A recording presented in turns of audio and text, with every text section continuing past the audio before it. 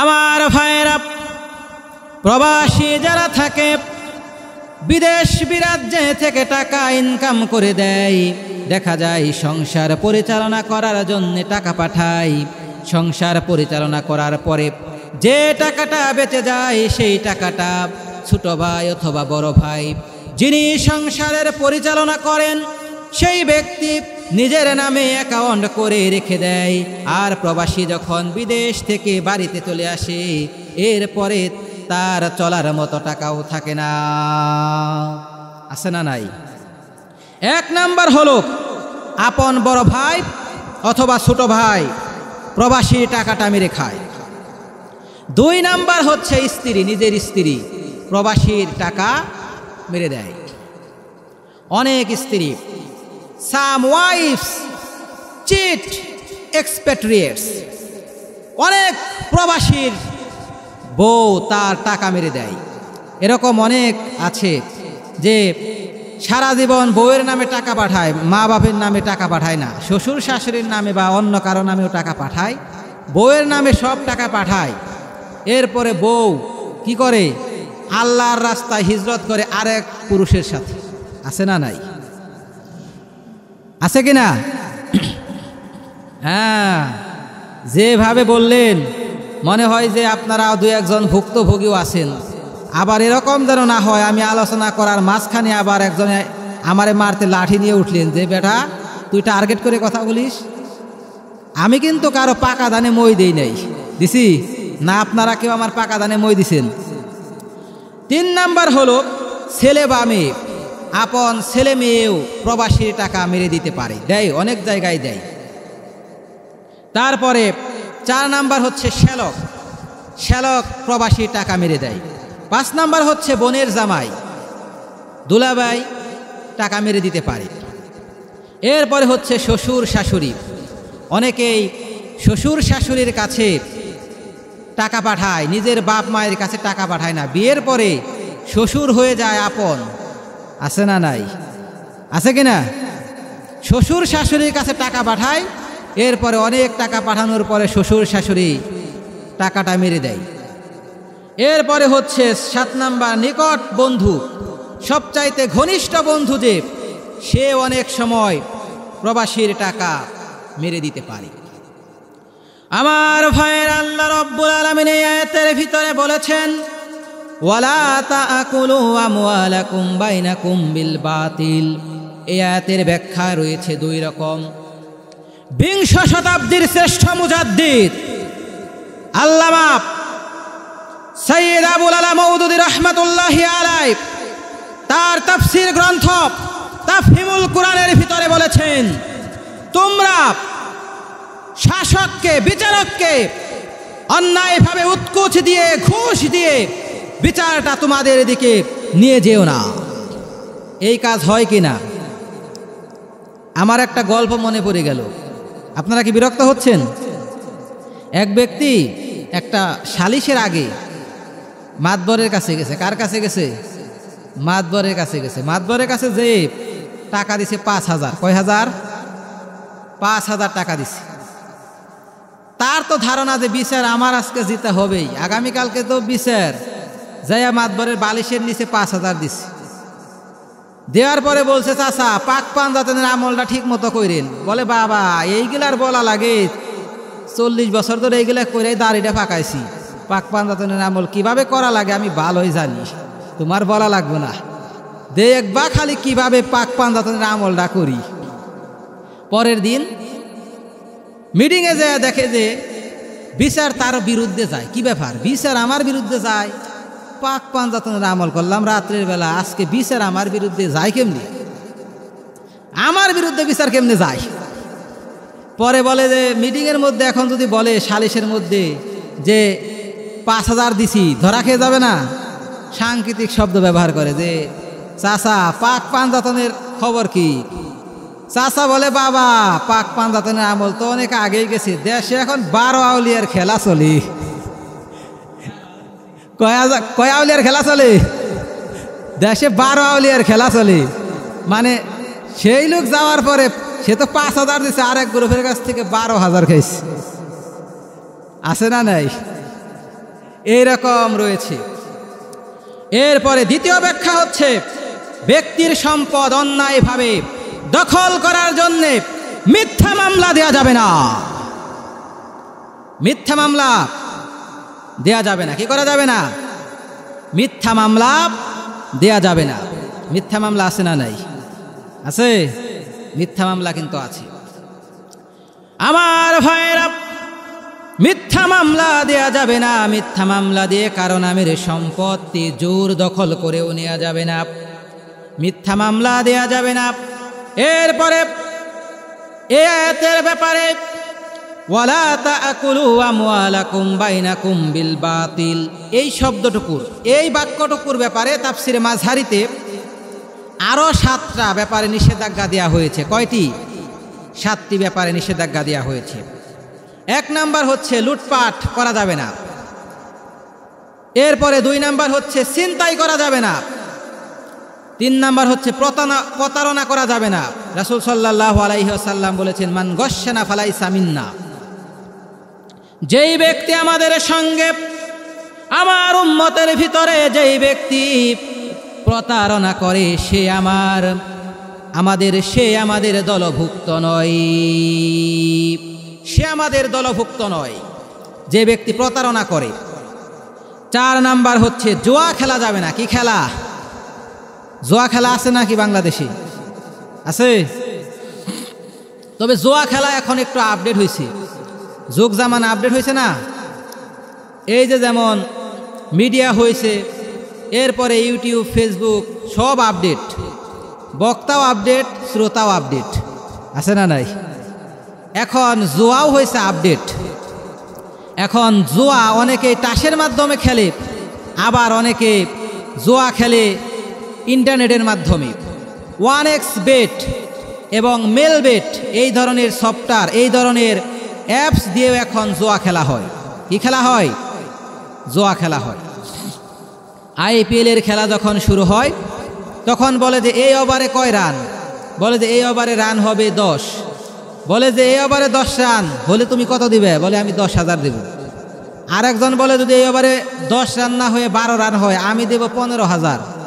দেখা যায় সে ওভারে যদি 15 রান হয় বা 12 রান হয়, যে 10,000 দিল তার টাকা মেয়ের। ডিজিটাল জুয়া। কি জুয়া? ডিজিটাল জুয়া।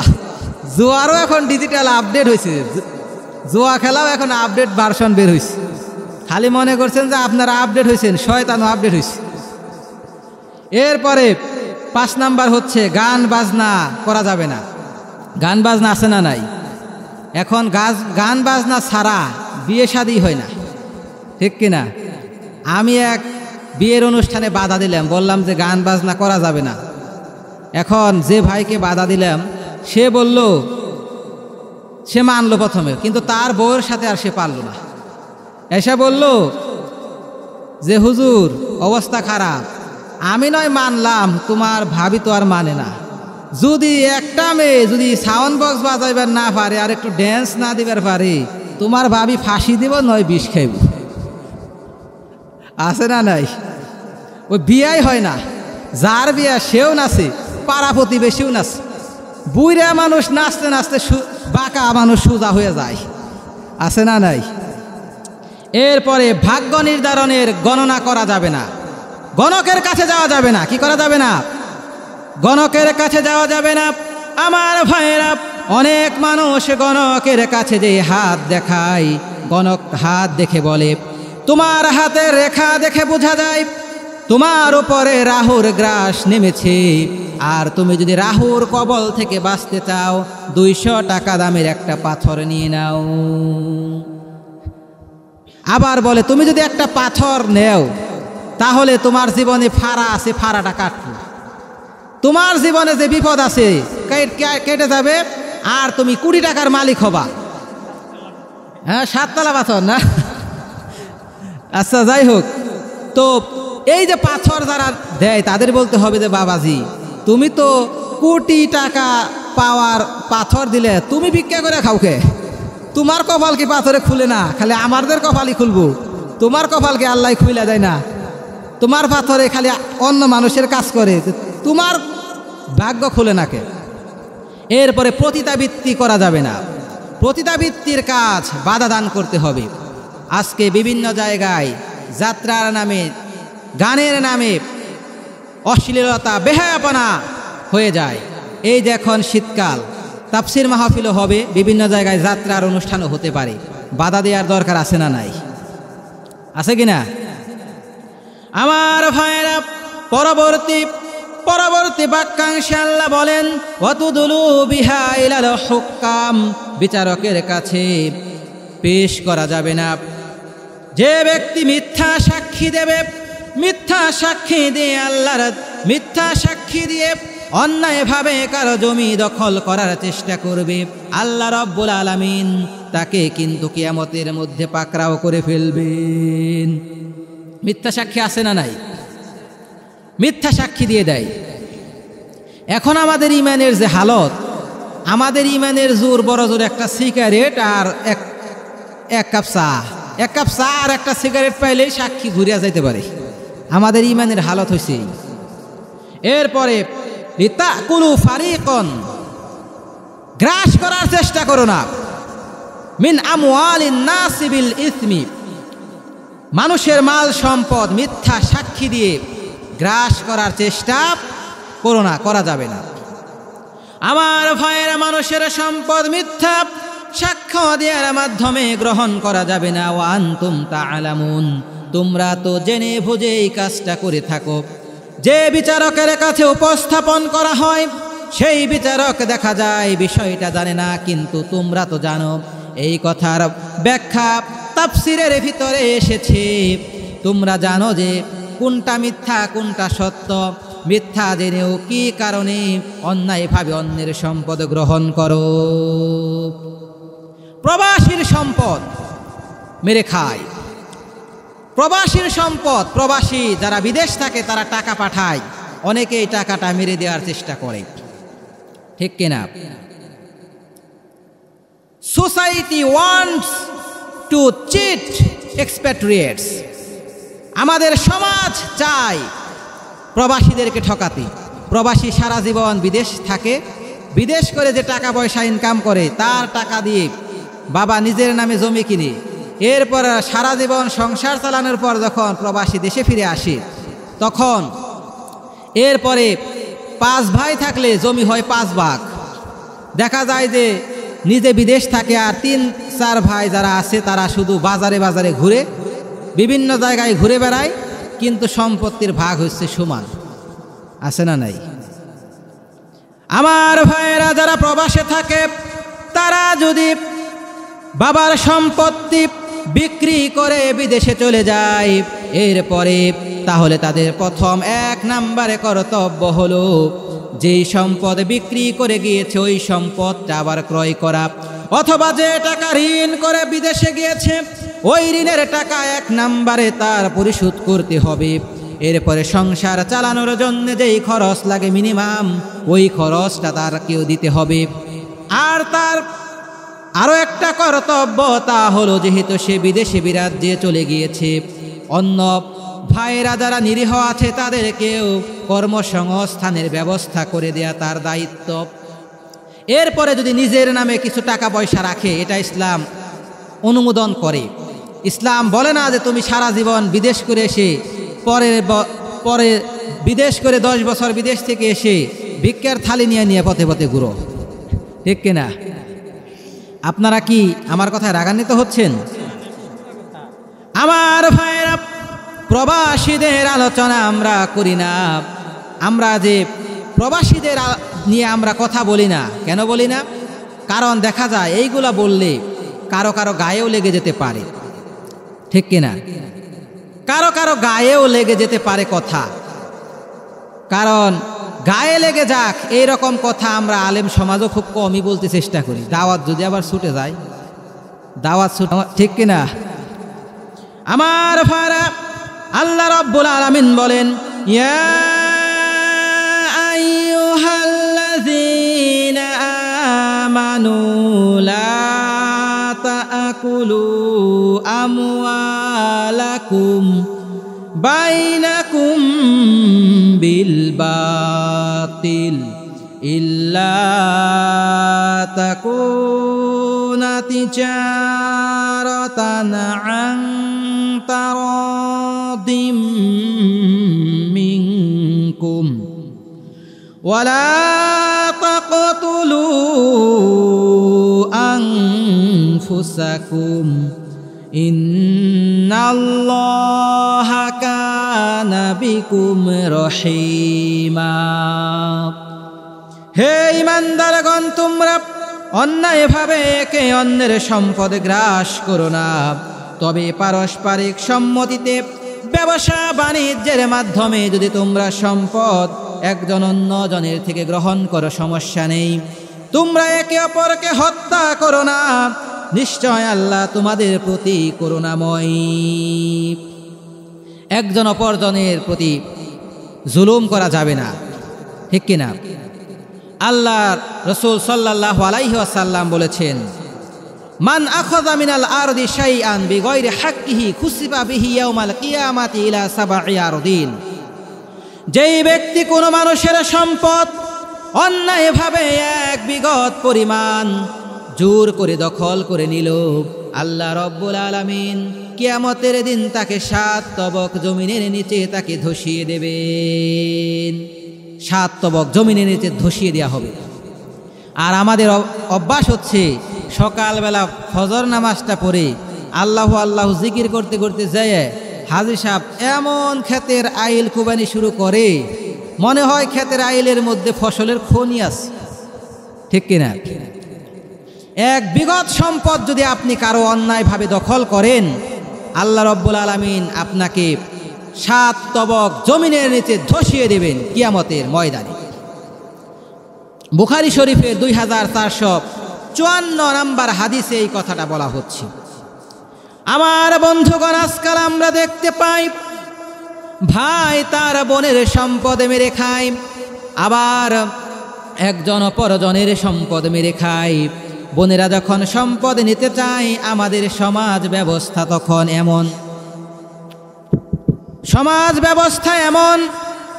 সমাজ থেকে বলা হয় মীমাংসার জন্য যখন সালিশি ডাকা হয়, তখন এলাকার গণ্যমান্য ব্যক্তিরা বলে, বোনদেরকে বলে যে বইনে অংশ নেওয়ান লাগে না, অংশ নিলে ধ্বংস হয়।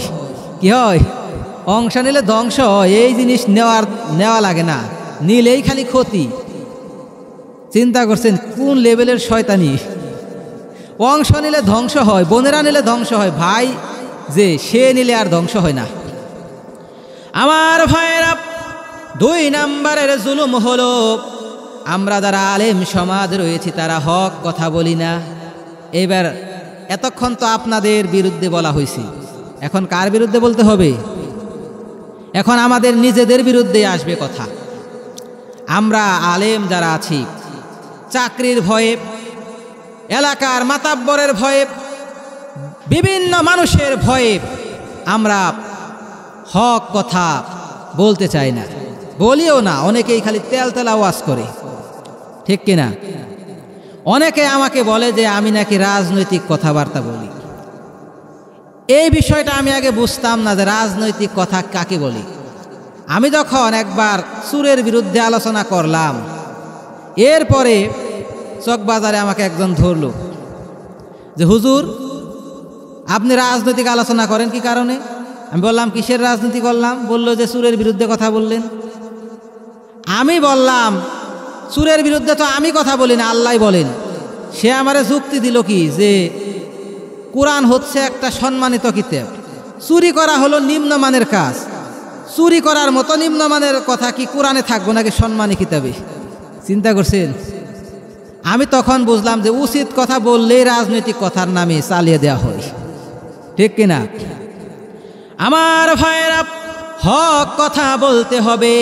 আল্লাহর রাসূল সাল্লাল্লাহু আলাইহি ওয়াসাল্লামের বিরুদ্ধে কাফের মুশরিকেরা তার বিরুদ্ধে ঝাঁপিয়ে পড়েছে, তার বিরুদ্ধে মামলা দিয়েছে, হামলা করেছে। আজকাল আমরা দাওয়াতি কাজ করি, মিষ্টি পাই, জিলাপি পাই, বিরিয়ানি পেয়ে যাই, আছে না নাই?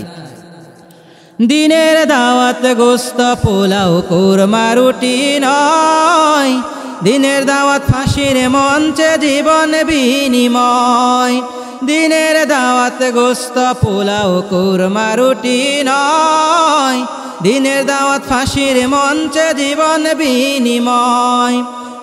যে দাওয়াতে নাই রে বাধা, নাই রে প্রাণের ভয়, যে দাওয়াতে নাই রে বাধা, নাই রে প্রাণের ভয়, বুঝে নিও সেই সে দাওয়াত দিনের দাওয়াত নয়, বুঝে নিও সেই সে দাওয়াত দিনের দাওয়াত নয়।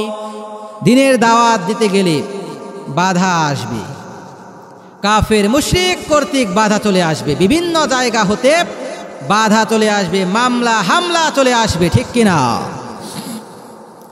আমার ভাইয়ের আল্লাহর রাসূল সাল্লাল্লাহু আলাইহি ওয়াসাল্লাম হক কথা তিনি বলেছেন, বাতিল শক্তিকে তিনি ভয় পান নাই। আল্লাহ রাব্বুল আলামিন সুন্দর করে বলেছেন, ওয়াকুল জাআল হক ওয়া যাহাকাল বাতিল ইন্নাল বাতিলা কানা যাহুকা। সূরা বনী ইসরাঈলের 81 নম্বর আয়াতে আল্লাহ তাআলা বলেন, বড় সত্য এসে গেছে আর মিথ্যা বিলুপ্ত হয়ে গিয়েছে, আর মিথ্যা তো বিলুপ্ত হওয়ারই, মিথ্যা বিলুপ্ত হয়ে গেছে আর সত্য এসে গেছে। লাইস উইল ডিসঅ্যাপিয়ার, মিথ্যা ধ্বংস হবেই হবে, ঠিক কিনা? মিথ্যা ধ্বংস হবেই। আল্লাহর রাসূল সাল্লাল্লাহু আলাইহি ওয়াসাল্লাম যেভাবে আমাদেরকে দিক নির্দেশনা দিয়েছেন সেইভাবে আমাদের জীবন পরিচালনা করা উচিত। আল্লাহ যেভাবে নির্দেশ করেছেন, রাসূল সাল্লাল্লাহু আলাইহি ওয়াসাল্লাম যেভাবে আমাদেরকে তার জীবনীতে দেখিয়েছেন সেইভাবে আমাদের চলা উচিত, ঠিক কিনা? আমরা রাসূলের উম্মত দাবি করি, আল্লাহর রাসূলের আশিক, কিন্তু আমরা আল্লাহর রাসূলের সুন্নত মানি না। রাসূলের সুন্নত মানতে গেলে তার মহব্বত আনতে হবে। মহব্বত কি আমাদের আছে? রাসূলের মহব্বত আমাদের থাকতে হবে। যদি আমাদের প্রতি রাসূলের মহব্বত যদি আমরা অর্জন না করতে পারি, তাহলে কখনোই আমরা সফল হতে পারবো না। ও মদিনার মাটি রে,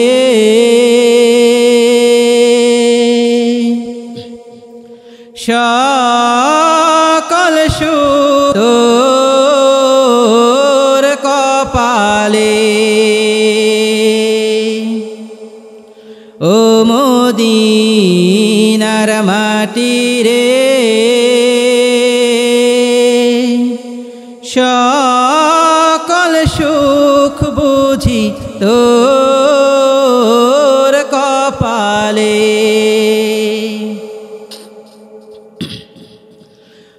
ও মদিনা রে,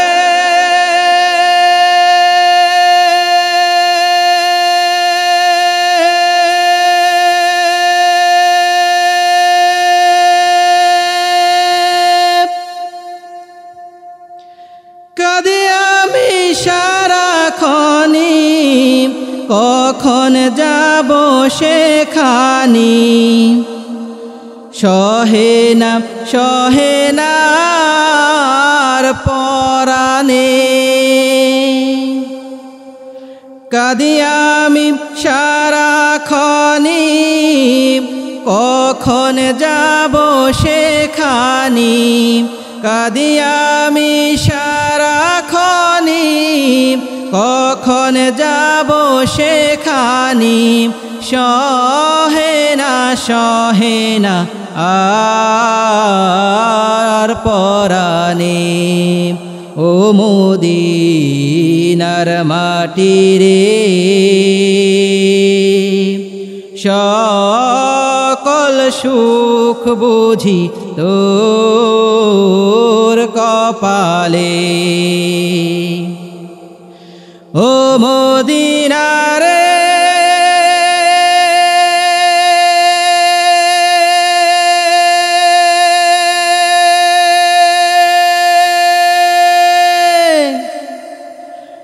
পাখি যদি হতাম আমি, উড়ে উড়ে যেতাম আমি, থাকতো না মনে কোনো যাতনা। দেহে নাই পাখায় আমার, সাথে নাই টাকায় আমার, দেহে নাই পাখায় আমার, সাথে নাই টাকায় আমার, কেমনে কেমনে যাব সেখানে। ও মদিনার মাটি রে, সকল সুখ বুঝি তোর কপালে। ও মদিনা রে,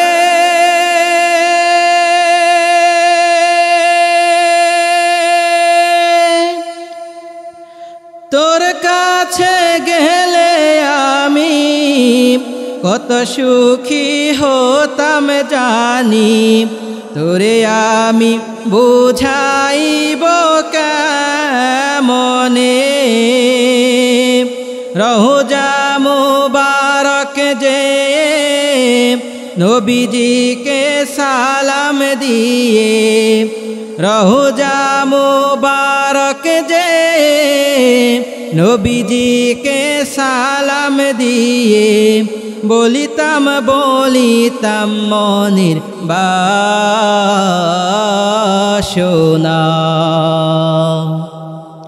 ও মদিনার মাটি রে, সকল সুখ বুঝি তোর কপালে। মদিনা যাওয়ার ইচ্ছা আছে না নাই? আল্লাহ রব্বুল আলামিন যেন আমাদের সকলকে কবুল করেন, আমিন। এরপরে আল্লাহ রব্বুল আলামিন সুন্দর করে বলেন, ইয়া আইয়ুহাল্লাযীনা আমানুত্তাকুল্লাহা ওয়া কুলু কওলান সাদীদা يصلح لكم أعمالكم ويغفر لكم ذنوبكم ومن يطع الله ورسوله فقد فاز فوزا عظيما। হে ঈমানদারগণ, তোমরা আল্লাহকে ভয় করো আর তোমরা যথাযথ কথা বলো, কওলান সাদীদা, যথাযথ কথা বলো, আর তাহলে আল্লাহ তাআলা তোমাদের পাপকে মার্জনা করে দেবেন, তোমাদের দোষ ত্রুটি মিটিয়ে দেবেন। আর আল্লাহ রব্বুল আলামিন তোমাদের সফলতা দান করবেন। সেই সফলতা হলো মহা সফলতা। সেই সফলতা কি? মহা সফলতা। তাফসিরে ইবনে কাসিরের ভিতরে বলা হচ্ছে, কওলান সাদীদা মানে হচ্ছে যথাযথ কথা, বৈজ্ঞানিক কথা, হিকমতপূর্ণ কথা, যেই কথাটার ভিতরে হিকমত রয়েছে, জ্ঞান রয়েছে, এই রকম হিকমতপূর্ণ কথা আল্লাহ রব্বুল আলামিন বলার জন্য নির্দেশ দিয়েছেন। আর তাফসিরে ফি জিলালিল কুরআনের ভিতরে বলা হচ্ছে যে মুনাফিক যারা, তারা কখনো, মুনাফিক ব্যক্তিরা কখনো বসে থাকতো না। মুনাফিকেরা কি করতো না? বসে থাকতো না। মুনাফিকেরা সব সময় তারা বিভিন্নভাবে আল্লাহর রাসূলের নামে এবং বিভিন্নভাবে তারা গুজব ছড়ানোর মাধ্যমে তারা বিভিন্নভাবে গুজব রটিয়ে মুসলমানদেরকে ব্যতিব্যস্ত রাখত, ঠিক কিনা? হযরত আয়েশা সিদ্দিকা রাদিয়াল্লাহু তাআলা আনহার ব্যাপারে মুনাফিকেরা জিনার অপবাদ দিয়েছিল। আমার ভাইরা, মুনাফিক ব্যক্তি যারা, তারা কি করে? মুনাফিকদের নিকটে মুনাফিক যারা তাদের আরো একটা প্রিয় কাজ হলো আলেম উলামাদেরকে অপমান করবে। মুনাফিকেরা কি করে? আলেম উলামাদেরকে মুনাফিকেরা অপমান করতে খুব পছন্দ করে, এটা তাদের খুবই প্রিয়। আলেম উলামাদের দেখলেই নাক ছিটকানি শুরু করে। হুজুর যদি একটু জোরে হেঁটে যায়, বলে মুনাফিক বলতে শুরু করে, দেখছো কি জোরে দৌড়টা দিছে, দাওয়াত মনে হয় 3টা বেশ। আর যদি আস্তে আস্তে হেঁটে যায়, বলে যে মনে হয় আজকে যে খাওয়াটা খাইছে 12 বাড়ি খায়, তো 12 বাড়ি খাইয়া 12 হাত জিবলে হয়েছে। কি খাওয়াটা খাইছে, নর 12 পারে না, আছে না নাই?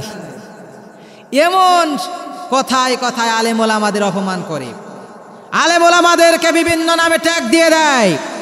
আলেমদের নামে মুনাফিক যারা আলেমদেরকে তেতুল হুজুর নামে খেতাব দিয়ে দেয়, ঠিক কিনা?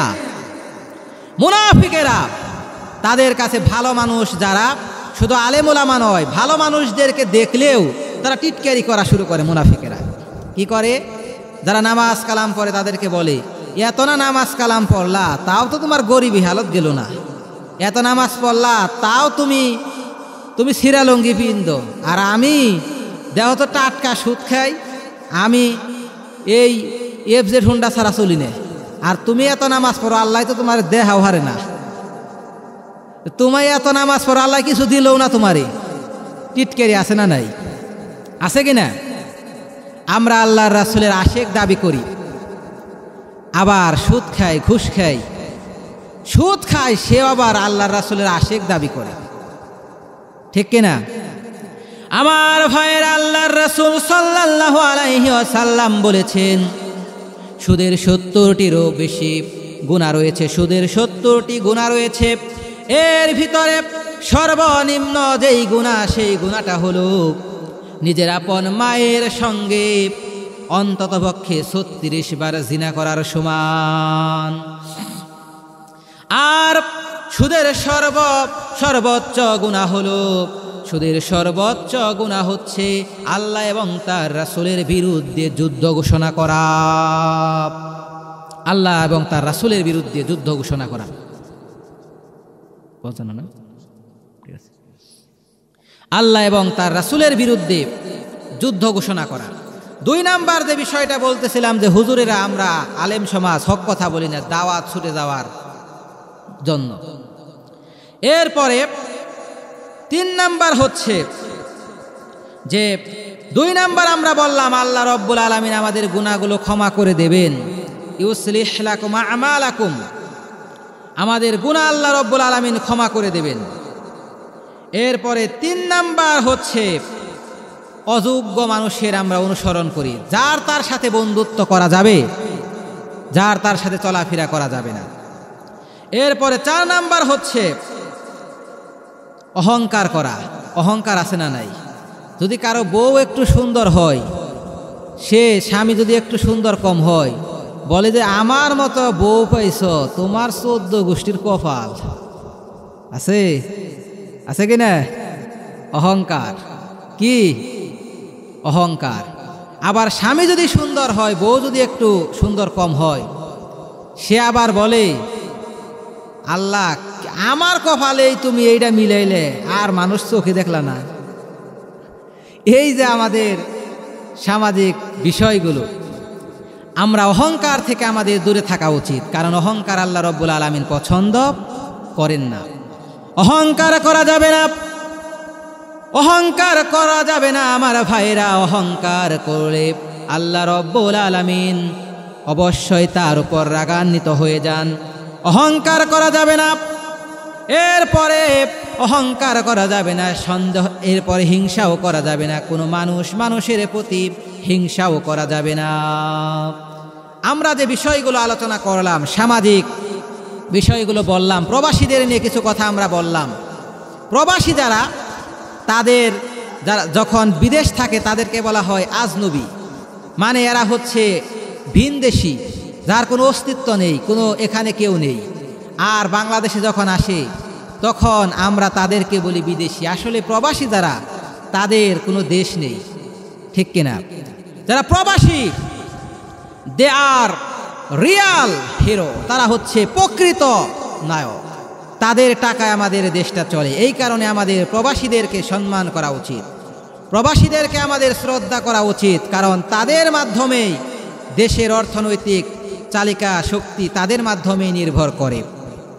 আর যারা প্রবাসী ভাই রয়েছেন তাদের উচিত হচ্ছে যারা পিতামাতার সঙ্গে সদ্ব্যবহার করা। অনেকে এরকম আছে প্রবাসীরা বিদেশ থেকে টাকা পয়সা শুধু শ্বশুর বাড়িতে পাঠাতে পাঠাতে এমন অবস্থা হয় বাপ মায়ের খবর রাখে না, এটাও খারাপ। আবার অন্য ভাইয়েরা প্রবাসীর টাকা মেরে দেয়, এইটাও গর্হিত কাজ। কাজেই প্রবাসীদের প্রতি আমরা জুলুম করা বন্ধ করব, আর প্রবাসী ভাই যারা রয়েছেন তারাও সকল দিক থেকে সচেতন থাকবেন, এই আশাবাদ ব্যক্ত করি আমরা আলোচনা আর দীর্ঘায়িত করছি না, আলোচনা এখানেই শেষ করছি। ওয়ামা আলাইনা ইল্লাল বালাগ। আসসালামু আলাইকুম ওয়া রাহমাতুল্লাহি ওয়া বারাকাতুহু। সময়ও কম আর আলোচনাটাও শেষ হয়েছিল না। 3টা পয়েন্ট আমরা শেষ করেছিলাম। 4 নাম্বার পয়েন্ট ছিল অহংকার করা। কি ছিল? অহংকার।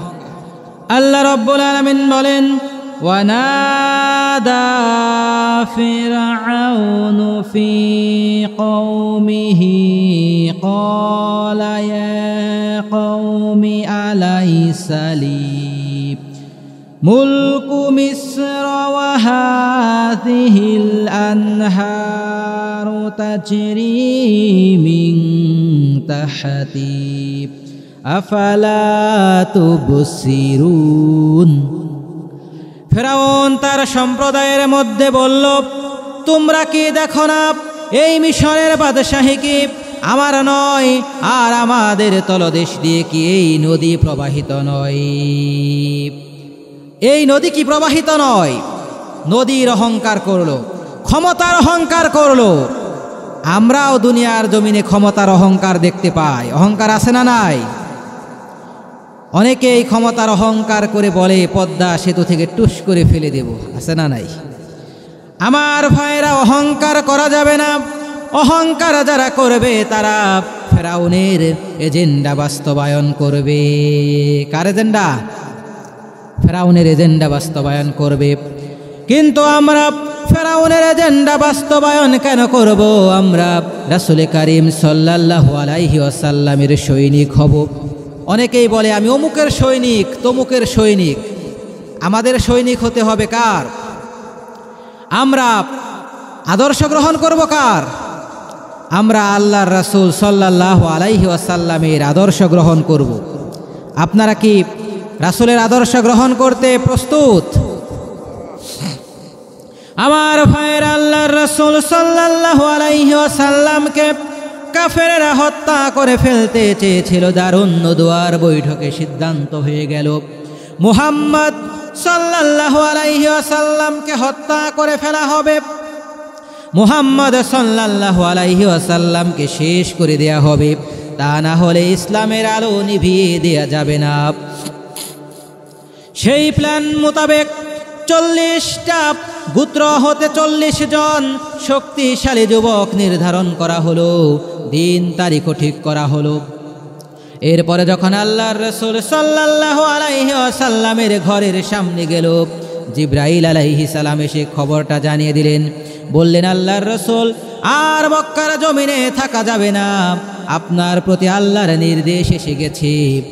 এখনই আপনাকে হিজরত করতে হবে। কাফেররা আপনার চতুর্দিক থেকে ঘরকে ঘিরে ফেলেছে। তখন আল্লাহর রাসূল উঠে গেলেন। তিনি শুধু কিন্তু আমাদের মতো সাধারণ চিন্তা হলে তিনি উঠে কিন্তু চলে যেতেন। যারা তাকে হত্যা করতে এসেছে এই ব্যক্তিদের আমানতের সম্পদ রাসূলুল্লাহ সাল্লাল্লাহু আলাইহি ওয়াসাল্লামের কাছে আবার তারা জমা রেখেছে। এখন তিনি যদি এমনিতেই চলে যান, কার সম্পদ কে নেবে? আমানতের একটা ব্যাপার সেপার আছে কিনা? আল্লাহর রাসূল হযরত আলী রাদিয়াল্লাহু তাআলা আনহুকে ডাকলেন, বললেন, আলী রে, আল্লাহ অর্ডার করেছেন আর এই মক্কায় থাকা যাবে না, আমাকে মদিনায় চলে যেতে হবে হিজরত করে।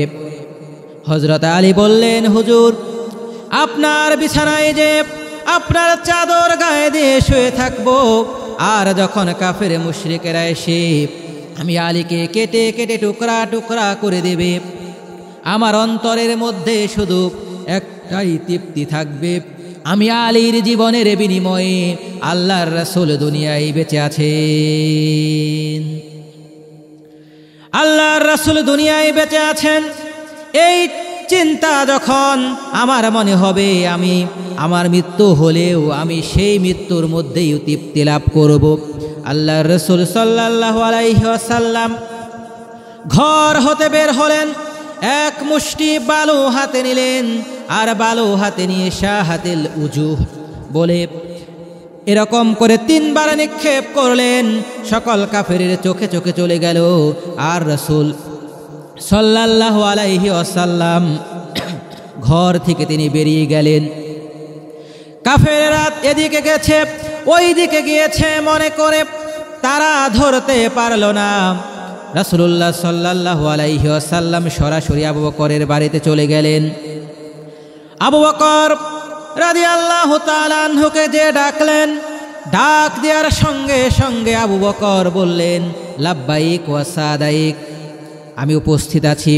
হুজুর বললেন, আবু বকর রে, একটা ডাক দিলাম কেমনে করে তুমি উঠে গেলে, তুমি কি রাতে ঘুমাও না?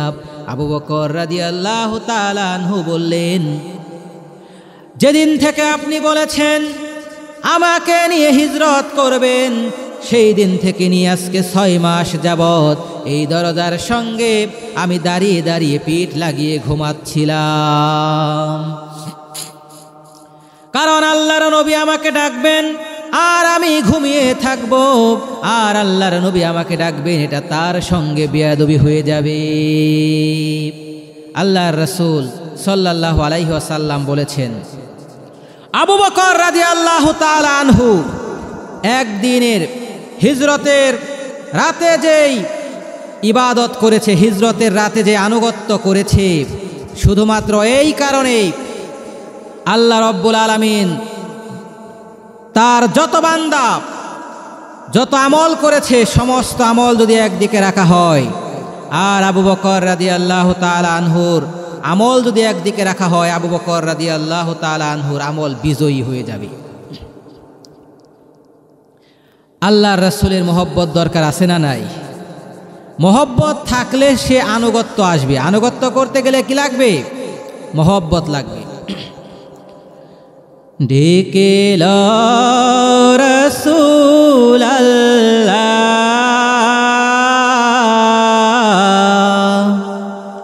রোজা পাকের কিনারে,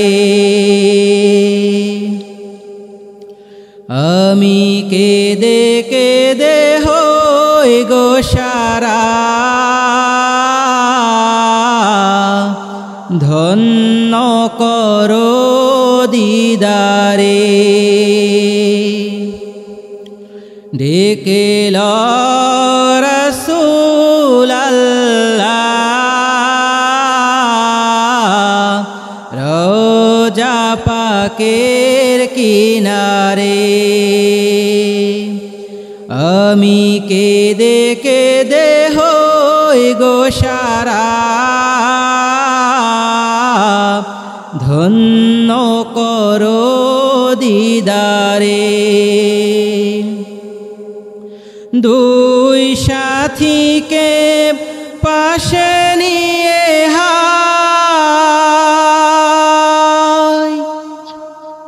ঘুমিয়ে আছে নিঝুম নিরালায়,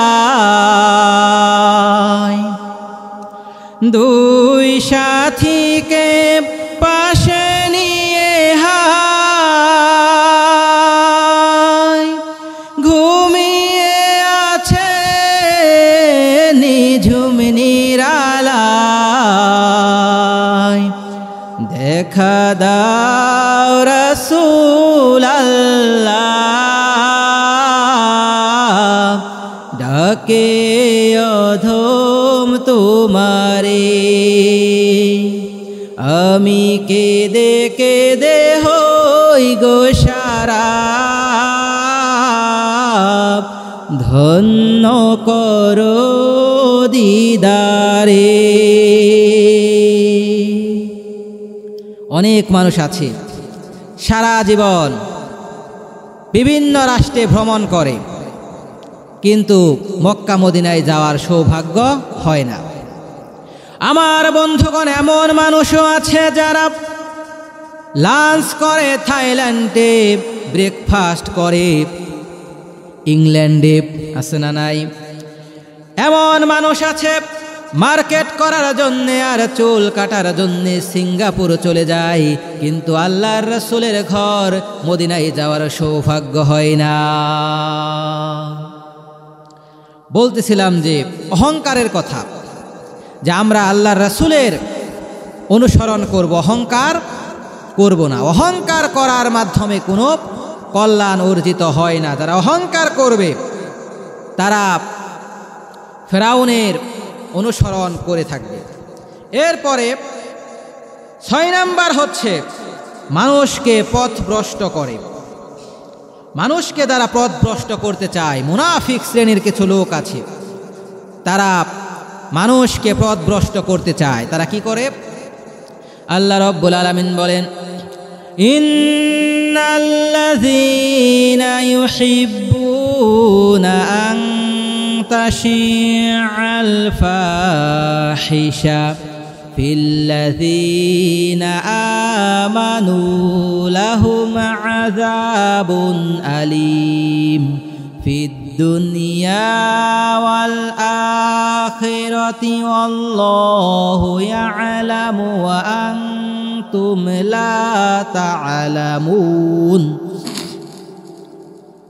আল্লাহ রাব্বুল আলামিন সুন্দর করে বলে দিয়েছেন, নিশ্চয় যারা এইটা আশা করে যে মুমিনদের ভিতরে অশ্লীলতা প্রদর্শন হয়ে যাক, আল্লাহ রাব্বুল আলামিন তাদেরকে দুনিয়াতে এবং আখিরাতে তাদেরকে কঠিন শাস্তি দিয়ে দেবেন। এই আদেশ কার? আসতে বলবেন না কার? আল্লাহর আদেশ। আজকে অনেকেই দেখবেন সমাজে অশ্লীলতা প্রদর্শন করতে খুবই আগ্রহী। এই যখন সিজন আসছে, আমার এলাকায় দেখলাম কয়েকজনে যাত্রার আয়োজন করার জন্য খুব লাফালাফি শুরু করছে। মাহফিলের আয়োজন করতে চায়, একজনও সামনে আসে না। আর যখন যাত্রার আয়োজন করতে চায়, মুনাফিক যারা, তারা যাত্রা, এরপরে গান, থিয়েটারের জন্যে তারা খুবই আগ্রহী। আপনি মুনাফিক ব্যক্তির কাছে যেয়ে বলবেন যে আমি ভালো একটা কাজ করব, মসজিদের উন্নয়নমূলক কাজ করব, 10,000 টাকা দাও। বলবে যে আমার ফেতরাই খাওয়া লাগে নাকি, আমার সংসারই চলে না, আমি যে কি করি, কবে জানি মামুদপুর বাজারে বাড়ি নিয়ে বসা লাগে। আবার যখন গানের আয়োজন করবে, যাত্রার আয়োজন করবে, বলবে যে তোমরা কিসের গানের আয়োজন করো? তখন ওই কর্তৃপক্ষ যদি বলে যে আমরা ইমান যাত্রার আয়োজন করি, তখন আবার যুক্তি পেশ করবে, ইমান যাত্রা দেখলে তো ইমান বাড়বই, কাজে টাকা আমি 20,000 দেব। শয়তান কোন লেভেলের চিন্তা করছেন? 10,000 টাকা বের হলো না, আর এখন 20,000 টাকা বের হয়। মুনাফিক। কি মুনাফিক? মুনাফিকের স্বভাব হচ্ছে মুখে যা বলবে বাস্তবে তার বিরোধিতা করবে। আল্লাহ রাব্বুল আলামিন বলেন, ইয়াকুলুনা বিআলসিনাতিহিম মা লাইসা ফি কুলুবিহিম।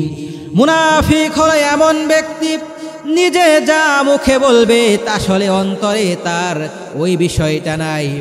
মুখের কথা আর অন্তর সম্পূর্ণ আলাদা। মুখের কথা আর মুনাফিকের বাস্তবের কাজ আলাদা। মুনাফিক সমাজের ভিতরে কিভাবে ফিতনা, ফাসাদ, অন্যায়, অশ্লীলতা প্রদর্শন করা যায়, অন্যায় অশ্লীলতার কাজ কিভাবে প্রমোট করা যায়, মুনাফিক এইটা চেষ্টা করে। নাটকের মাধ্যমে, সিনেমার মাধ্যমে কিভাবে সমাজে যুবকদের চরিত্র ধ্বংস করা যায়, এইটা মুনাফিক চেষ্টা করে। এমন সিনেমা তৈরি করে যার মাধ্যমে দেখানো হয় কিভাবে সিনেমায় শিক্ষা দেয়া হয়, কিভাবে প্রেম করে সেই প্রেমটাকে আবার এই বাধা মোকাবেলা করে প্রেমকে জয় করতে হবে সমস্ত সমাজের বিরুদ্ধে যে আছে না নাই, অশ্লীলতার প্রদর্শন করতে চায় করে মুনাফিক। মুনাফিক চায় সমাজটা অশ্লীলতা দিয়ে ভরপুর হয়ে যায়, মানুষকে মুনাফিক পথভ্রষ্ট করতে চায়। আল্লাহ রাব্বুল আলামিন বলেন, ফামান আযলামু মিম্মান ইফতারা আলাল্লাহি কাযিবান লিইউদিল্লান নাস বিগাইরি ইলমিন ইন্নাল্লাহা লা ইয়াহদিল কওমাজ যালিমিন। যে ব্যক্তি মানুষকে পথভ্রষ্ট করার জন্য কোন রকম ইলম ছাড়াই আল্লাহর সম্বন্ধে মিথ্যা রচনা করে থাকে, বড় জালিম তার চাইতে আর কে হতে পারে। বস্তুত আল্লাহ জালিম সম্প্রদায়কে দয়া করেন না। জালিম তাদের প্রতি আল্লাহ দয়া করেন না। জালিম হচ্ছে ভয়ানক। আমাদের সমাজে অনেকে এরকম আছে যে চিন্তা করে যে আমার বয়স এখন 30 বছর, এখন আমি হালাল হারাম যা পাবো সব খাবো। 50-55 বছর যখন হবে, এই 25 বছর আমি রড পেলে রড খাবো, বাঁশ পেলে বাঁশ খাবো, রাস্তা খেয়ে ফেলবো, সব খেয়ে ফেলবো। এরপরে 55 বছরে একটা হজ করব, তারপরে তসবিহ নিয়ে শুধু রাস্তায় রাস্তায় ঘুরবো আর মানুষকে খুরমা খেজুর বিতরণ করব। আমার জান্নাতে যাওয়া আবার ঠেকায় কি? আছে না নাই? আছে, এরকম মানুষ আছে।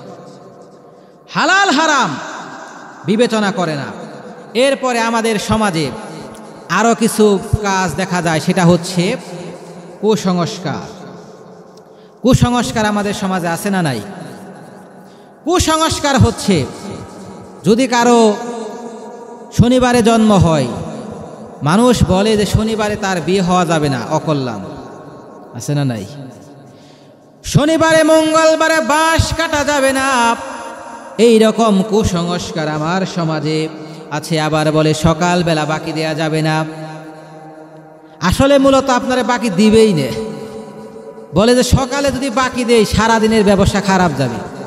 ভালো না মন্দ যাই হোক, এটা নির্ধারণ করেন কে? আল্লাহ তাআলা নির্ধারণ করেন। আর মানুষকে পথভ্রষ্ট মুনাফিকেরা করতে চায়। মুনাফিকের কাজই হচ্ছে সমাজে অন্যায়, অশ্লীলতা, বেহায়াপনার প্রচার প্রসার করে ফেলা।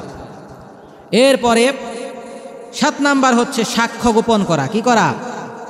সাক্ষ্য গোপন করা। এখন আমাদের সমাজে দেখবেন অনেকেই সাক্ষ্য গোপন করে, খাতির নষ্ট হয়ে যাবে এই ভয়ে সাক্ষ্য গোপন করে। সাক্ষ্য সঠিক দিতে চায় না, সঠিক সাক্ষ্য দেয় না।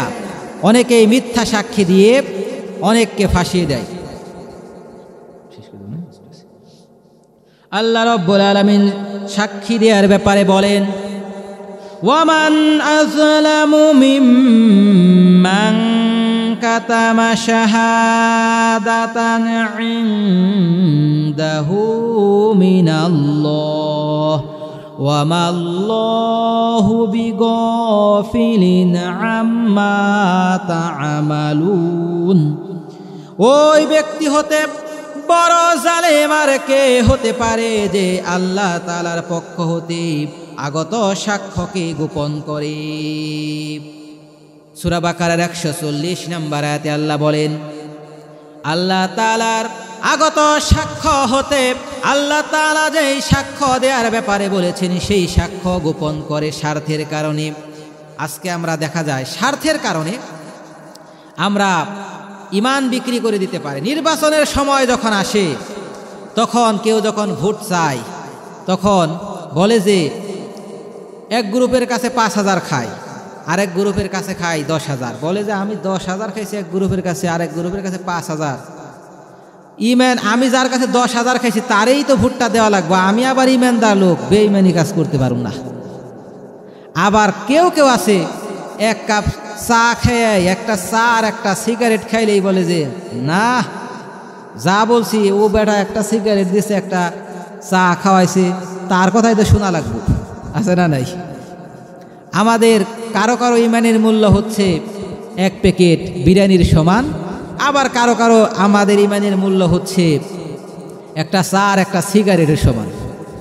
আমার দেশে স্বার্থের কারণে এমন আলেমও বাংলার জমিনে আছে, 1 প্যাকেট বিরিয়ানি, একটা ডিম হলেই বলে যে আপনি জান্নাতি। আমার ভাইয়েরা, সাক্ষ্য গোপন করা যাবে না। কি করা যাবে না? সাক্ষ্য গোপন করা যাবে না। এরপরে মসজিদে যেতেও বাধা দেওয়া যাবে না। কি করা যাবে না? 8 নাম্বার হচ্ছে মসজিদে যেতে বাধা দেওয়া যাবে না। ইবাদত বন্দিগিতে কাউকে বাধার সৃষ্টি করা যাবে না। আমরা যে আলোচনা করেছি এতক্ষণ, দীর্ঘ সময় আমরা আলোচনা করেছি, সামাজিক জুলুম নিয়ে আমরা আলোচনা করেছি। এর মধ্যে 8টি পয়েন্ট আমরা আলোচনা করেছি। তো আমরা যে আলোচনা করলাম, এ থেকে যদি আমরা শিক্ষা নিয়ে জীবনে আমল করতে না পারি, তাহলে এই আলোচনা শুধু মসজিদের ভিতরেই সীমাবদ্ধ থেকে যাবে। আর যদি আমরা আমল করতে পারি, আমাদের জীবনটা পরিবর্তন করতে পারি, তাহলেই লাভ হয়ে যাবে। কাজেই আমি আলোচনা আর বেশি লম্বা করছি না। এখন আমরা যে আলোচনা করেছি সেই বিষয়টা শিক্ষা নিয়ে যেন আমরা আমাদের জীবনে আমল করে জীবনটা পরিবর্তন করতে পারি, আমরা যেন আমাদের জীবনকে জান্নাতি জীবন হিসেবে গঠন করতে পারি, এই কথা বলে আলোচনা শেষ করছি। আসসালামু আলাইকুম ওয়া রাহমাতুল্লাহি ওয়া বারাকাতুহু।